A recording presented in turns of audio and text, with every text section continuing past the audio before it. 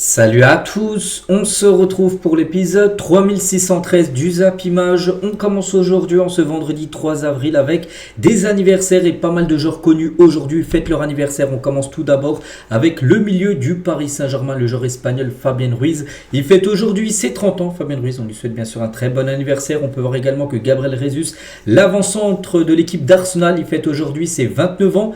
Adrien Rabiot, milieu de terrain de l'AC Milan, il fête aujourd'hui ses 31 ans. Wout Faes, donc le défenseur central belge de l'AS Monaco, il fête aujourd'hui ses 28 ans. Même Pablo Torre, l'ancien joueur du Barça, il fête aujourd'hui ses 23 ans. Donc bon anniversaire à tous ces joueurs. On continue, on va parler maintenant de ce qui s'est passé hier soir. Et avec quelques rencontres, on commence tout d'abord avec la Ligue des Champions féminines. Il y avait deux rencontres hier. Deux quarts de finale retour. Donc tout d'abord l'OL Lyon contre l'équipe de Wolfsburg. A noter qu'au match aller, l'équipe allemande de Wolfsburg s'est imposée 1-0. Donc Lyon avait l'obligation déjà de s'imposer avec un gros résultat. Et 4-0. Donc déjà il y avait 1-0 au bout de 90 minutes de jeu. Johannes a été buteuse à la 16e minute du match. Donc du coup prolongation, et en prolongation l'équipe de Lyon a marqué 3 nouveaux buts. Et du coup 4-0. Score cumulé 4-1, voilà pour Lyon du coup qui se qualifie pour les demi-finales bien sûr de cette Ligue des Champions féminine. Et l'autre quart de finale c'était un classico donc entre le Barça et le Real Madrid au match aller. 6-2 pour le Barça au Real, match retour 6-0 pour le Barça, donc c'est simple, un score cumulé 12-2 pour le FC Barcelone qui a étrié bien sûr l'équipe du Real. On peut voir toutes les buteuses à un côté, bien sûr FC Barcelone, donc ça a défilé les buts, donc 12-2, voilà. De toute façon le Barça est bien supérieur.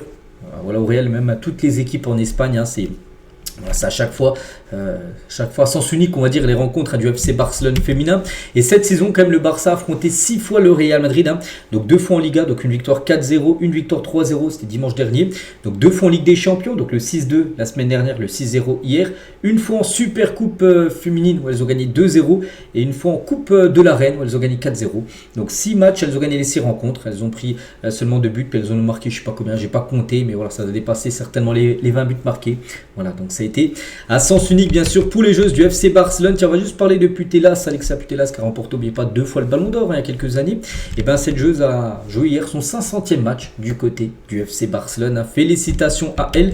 Et ce match se jouait du côté du Spotify Camp Nou qui était à guichet fermé par rapport aux places disponibles. Le premier et le deuxième étage est ouvert.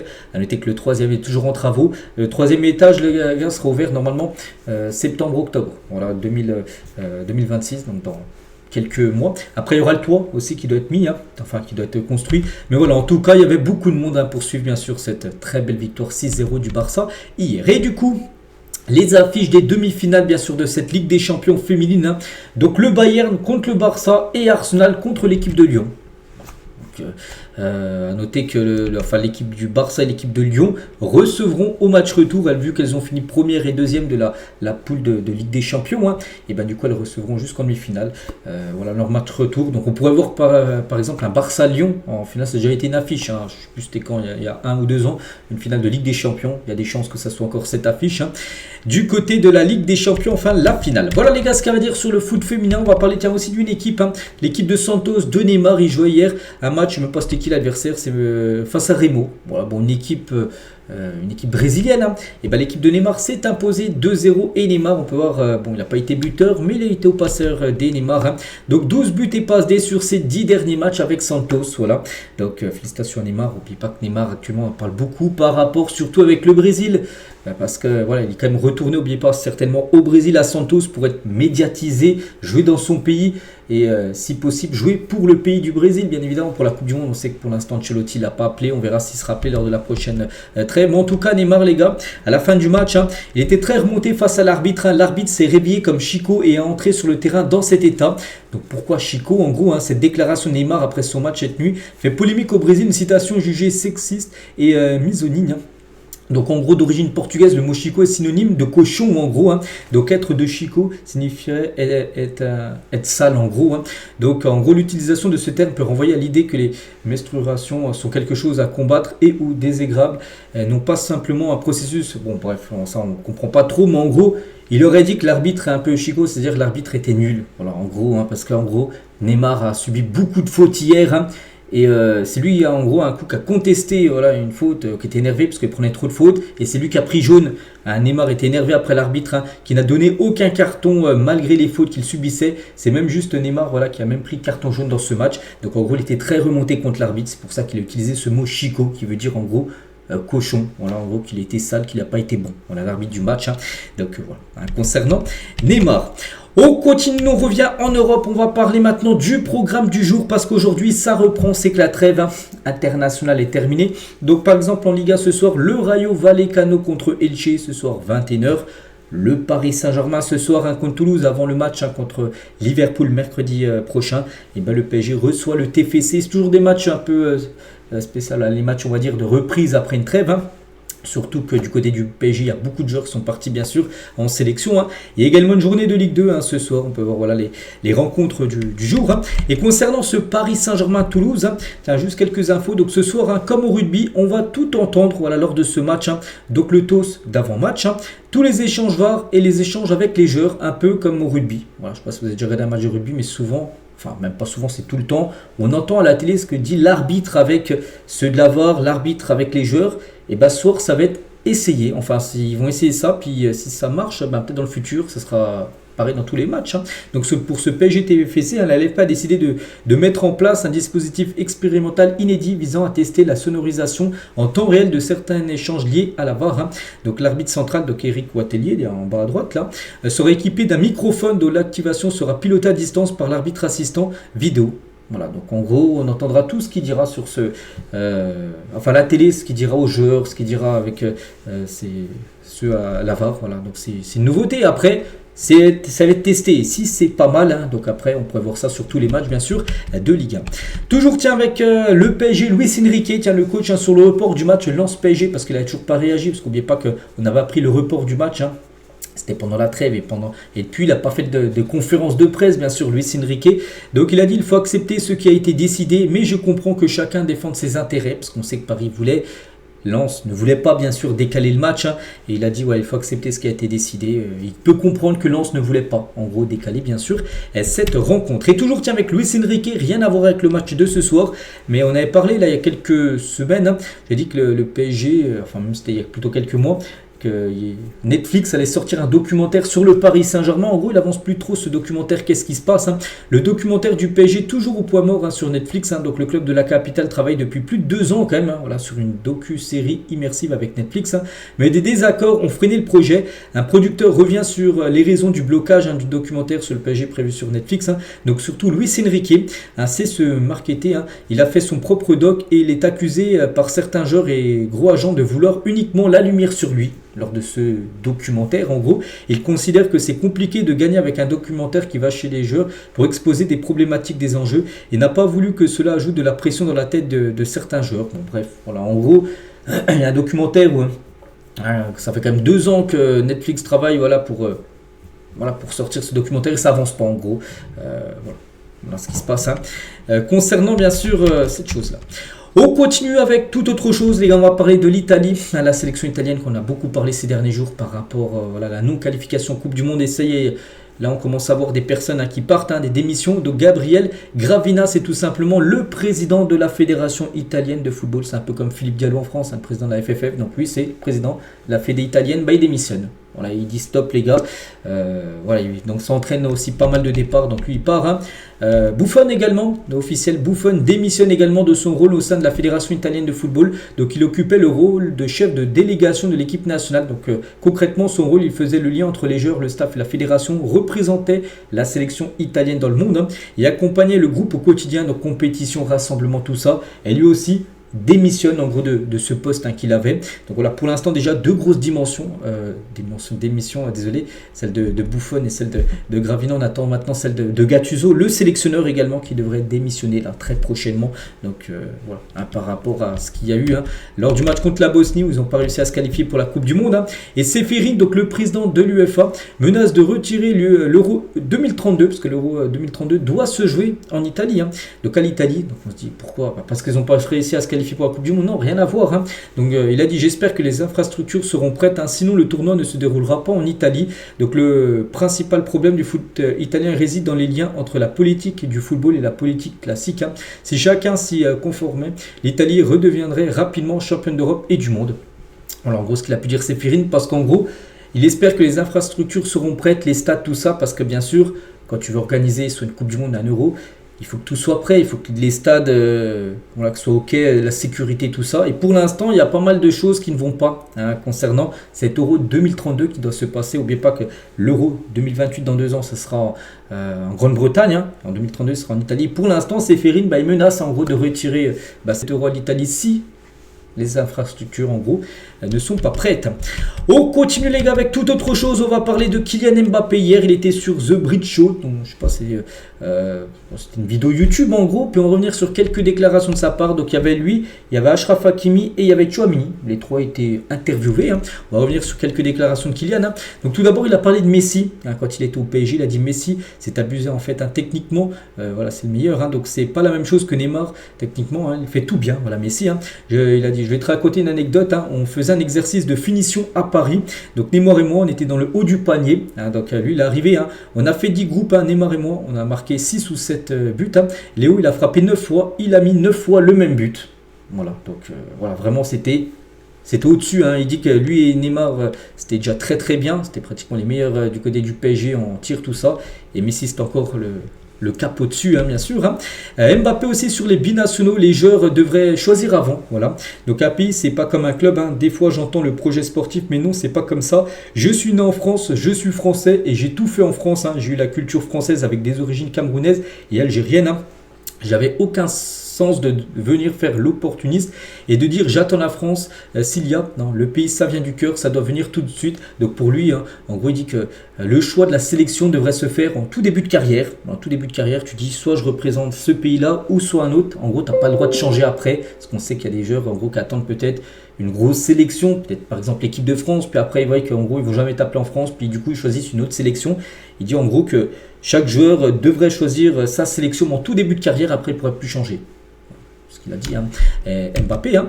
Et s'il avait dû choisir entre le Cameroun ou l'Algérie, le Cameroun c'est plutôt par rapport à son père et l'Algérie plutôt par rapport à sa mère, il a dit, donc Mbappé aurait tranché hein, pour le Cameroun, il a dit, hein, j'ai plus grandi avec la culture camerounaise que la culture algérienne, j'étais plus proche de ma famille camerounaise, hein, mais après, avec les années qui sont passées, hein, je me suis beaucoup rapproché de ma famille algérienne et j'ai envie d'aller en Algérie parce que je ne suis jamais allé encore en Algérie. Hein.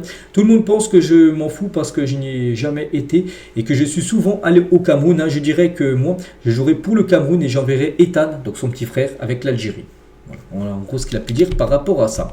Toujours avec Kylian aussi sur sa célébration avec sa main quand il marque. Maintenant il fait des trucs comme ça. Là, regardez, on peut le voir par exemple saison dernière comme Vardiol. Hein. Ou même là. Contre le Brésil, quand il a été buteur, il avait fait aussi ça. Donc il a dit, hein, maintenant je le fais pour tout, hein, je lobe, je ferme, j'explique tout. Donc là, par exemple, quand il a marqué contre le Brésil, il avait lobé, donc il avait fait sa célébration comme ça.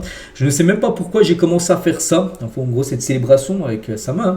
Donc la première fois, c'était à Paris, je travaillais à fermer le pied avec Pochettino et les gens, ils ont grave kiffé. Donc sur Vardiol, hein, c'était l'année dernière avec le Real, les gars, où il avait marqué, un triplé, puis un coup, il avait mis totalement dans le vent Vardiol, puis il l'avait totalement chambré, hein, le défenseur de City. Il a dit, hein, ça avait commencé à aller sur une contre-attaque, il a fait un tacle sur moi et il célèbre. Hein. Moi, je n'oublie pas des trucs comme ça. C'est pour ça, pour se venger, il n'avait pas oublié ce qu'il avait fait. Vardiol, il avait taclé juste avant, donc il avait fait cette célébration, bien sûr, pour le chambrer. Toujours avec Kylian, je suis un joueur qui défend moins et parfois ça peut être un problème. Hein. C'est vrai que je suis quelqu'un qui fait moins, mais je regarde quand je le fais, ça impacte vraiment l'équipe. Hein. Quand tu regardes à Madrid, quand je le fais, tout le monde est là. Voilà.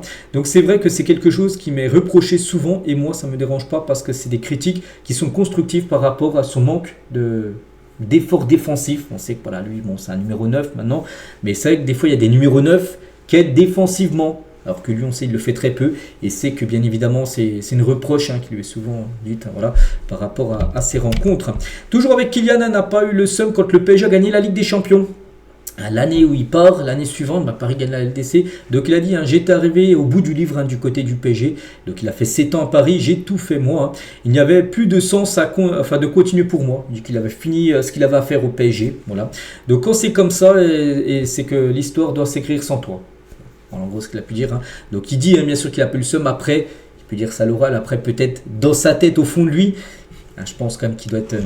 je pense qu'il doit peut-être l'avoir un peu en travers la gorge, parce que Paris, voilà, c'était la première LDC remportée. Une année après son départ, je pense que même s'il l'avouera jamais, je pense que ça l'a touché certainement Kylian.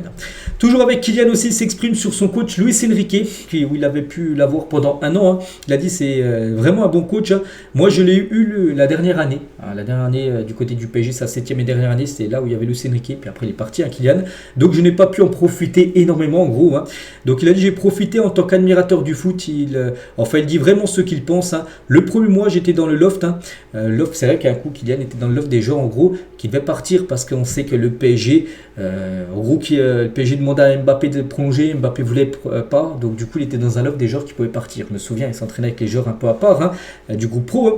Donc il a dit je suis revenu, je me suis dit j'ai l'épée de Damoclès au-dessus de la tête, à tout moment on va me couper la tête, donc je vais peut-être repartir.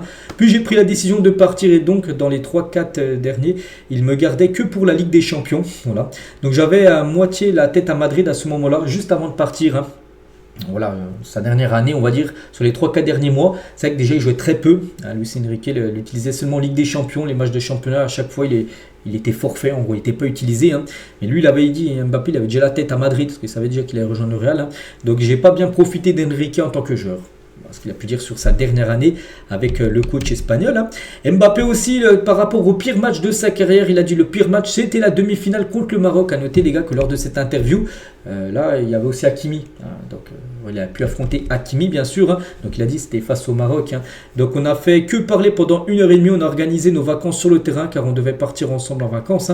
Après elle me dit qu'est venu toi de ta famille alors que le jeu se jouait là-bas. Donc pendant la Coupe du Monde on parlait et on jouait ensemble tous les jours.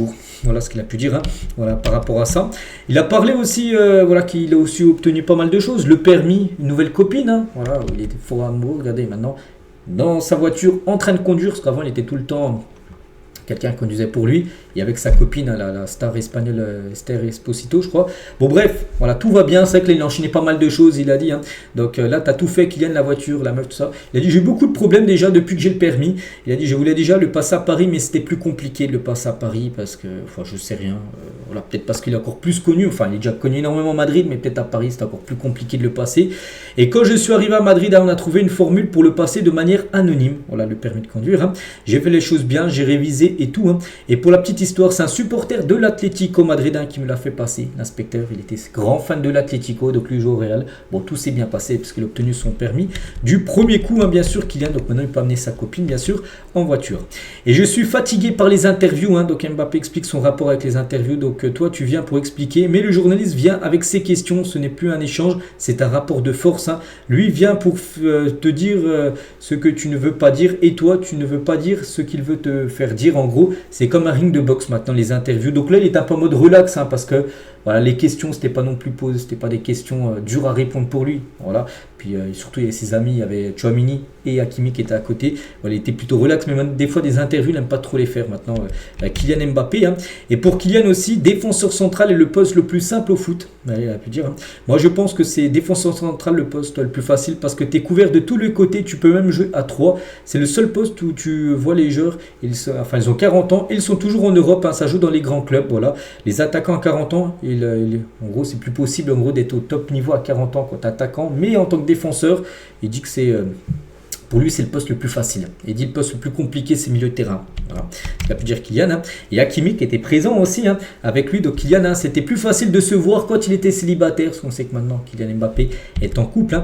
Et toujours avec Hakimi. Et pour finir, sur cette interview, vous pouvez le retrouver. Vous tapez The Bridge Show sur YouTube. Vous allez retrouver, ça dure au moins 1h15. J'ai sélectionné quelques déclarations. Mais Hakimi, il revient aussi, il a été questionné, bien évidemment, par rapport à la CAN. Il a dit, même si on devait gagner comme ça, on va gagner. On est très content, j'attends ce moment depuis longtemps. Donc voilà, pour lui, il est champion d'Afrique maintenant, bien sûr, Achraf Hakimi.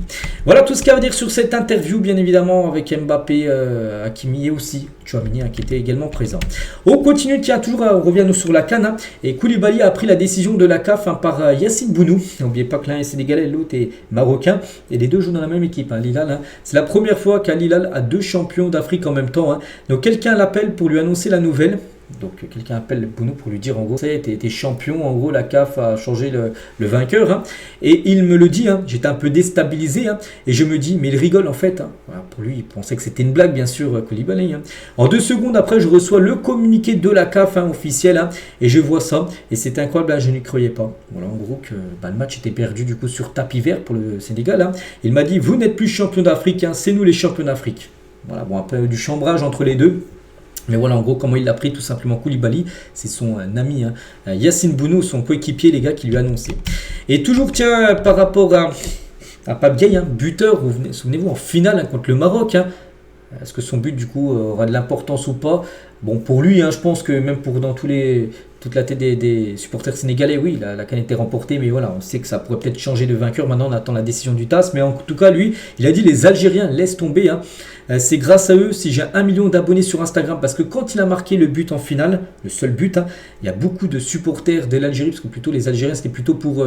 en gros, ils ne voulaient pas que le Maroc gagne. Hein, c'était plutôt entre les deux, entre le Sénégal et le Maroc, ils préféraient les Algériens, en gros, que le Sénégal gagne. Hein. Donc, en gros, il a gagné beaucoup d'abonnés. Il dit, hein, c'est grâce à eux maintenant que j'ai 1 million d'abonnés sur Instagram. Hein. Ils m'ont tous envoyé un message après le match. Hein. Mes frérots, on est trop contents. Merci, on ne voulait pas que le Maroc gagne. Voilà. Il a reçu beaucoup de messages comme ça, hein, Pape Gueye. Hein. Donc si demain je vais en Algérie, je pense qu'on me recevra en limousine. Voilà ce qu'a pu dire hein. Pape Gueye. Toute autre chose, les gars, on va parler de Lamine Yamal, enfin de son père. On sait que Lamine Yamal, hein, là le match hein, contre l'Égypte un mardi dernier, hein, qui ne souhaite pas les musulmans, tout ça. Donc ça a beaucoup fait parler. Tiens, Mounir Nazraoui, donc le père de Lamine Yamal, hein, réagit au chant hein, donc des supporters espagnols face à l'Égypte. Hein. Je suis navré de ce qui s'est passé, mais vive l'Espagne, les musulmans, les chrétiens et les juifs. Hein, vive l'égalité pour tous. Hein. Quel est votre problème? Si vous respectez, vous serez respecté. Voilà ce qu'il a pu dire hein, par rapport à ça, où ça a beaucoup fait parler hein, du côté de l'Espagne. Et pour Momo Sissoko, ancien joueur du PSG, donc lui il a dit hein, si j'étais Lamine Yamal, hein, j'hésiterais à rejouer avec l'Espagne. Pour être honnête, hein, c'est une honte. Hein, Lamine ne mérite pas ce qu'il a vécu. Il aurait pu choisir de jouer avec le Maroc. Hein, c'est vrai qu'il n'oubliez pas qu'avant de prendre l'Espagne, il aurait pu prendre le Maroc. Bon, il a fait son choix bien sûr, hein, mais il a choisi l'Espagne et l'Espagne a désormais l'un des meilleurs joueurs du moment. C'était déplorable. Hein, notre société a régressé. Voilà ce qu'a pu dire hein, Momo Sissoko. Donc lui il dit même à Lamine Yamal qu'il devrait hésiter pour aller rejouer avec l'Espagne alors des prochaines rencontres. Après le problème c'est qu'il ne va pas dire non plus Lamine, hein. Il y a quand même la Coupe du Monde, je pense pas qu'il va louper le mondial. Et toujours tiens avec Lamine, rien à voir avec la sélection espagnole, mais par rapport à son salaire hein. Et en Espagne, Lamine Yamal hors du top 5 hein. Donc le salaire mensuel brut de Lamine Yamal serait d'environ 1,33 million d'euros brut par mois hein, parce que hier dans le journal L'équipe ils ont dévoilé tous les salaires en gros en Europe hein, on l'a dit, Ligue 1, Première Ligue, tout ça en Espagne hein. Et du coup, on savait qu'en Espagne, le top 5 des plus gros salaires, donc il y a Mbappé, Vini qui touchent le même salaire. Là-bas, hein, plus d'1,8 million. Hein. Là-bas, il va partir saison prochaine. C'est un gouffre financier pour le Real. Lewandowski, qui est le joueur du Barça le mieux payé. Après, il y a Bellingham et Oblak. Hein. Et du coup, pour Lamine Yamal, il a 1,3 million. Voilà, si on compare, donc c'est la moitié de Mbappé et Vini. Voilà. Donc c'est 2 fois moins que Mbappé et Vini. Hein.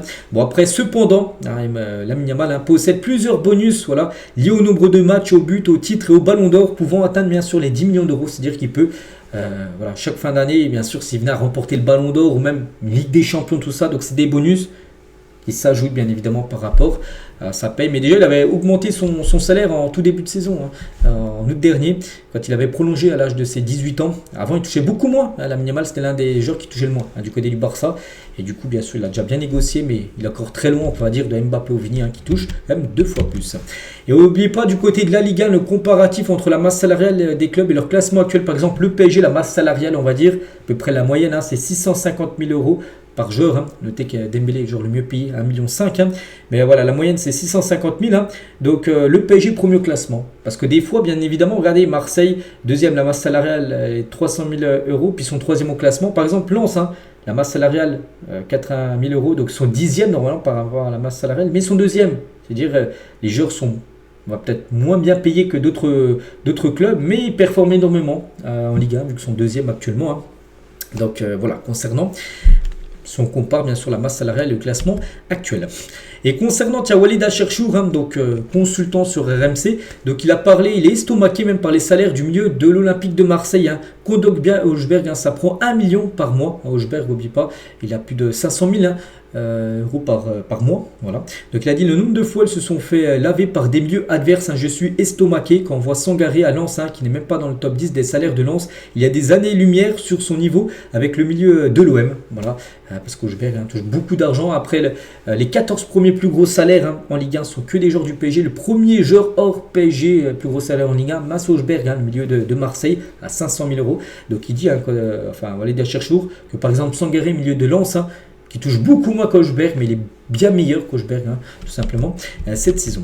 Et concernant le foot féminin, parce qu'aussi on a pu voir les joueuses les mieux payées, donc c'est Marie-Antoinette Katoto et Chawinga, donc les deux joueuses de Lyon, là, trônent en tête du classement des joueuses les mieux payées de la première division. Elles touchent 75 000 euros bruts par mois. C'est vrai que si on compare avec les hommes, c'est une sacrée différence. On ne met pas le genre le mieux payé en Ligue 1, c'est Dembélé à 1,5 million.